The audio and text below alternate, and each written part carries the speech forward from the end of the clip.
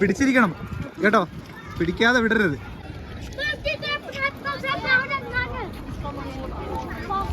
പിടിക്കണം പിടിക്കണം, വിടരുത്. കിട്ടിയാ? കിട്ടി.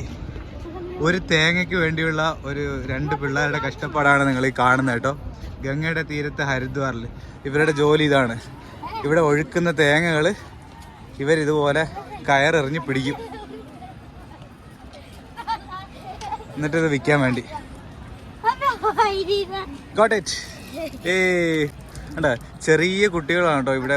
ഒരു പിള്ളേരും സ്കൂളിലൊന്നും പോവാതെ ഇതുപോലത്തെ കുറെ ജോലിയൊക്കെ ആയിട്ടാണ് ഇവിടെ നിൽക്കുന്നത്.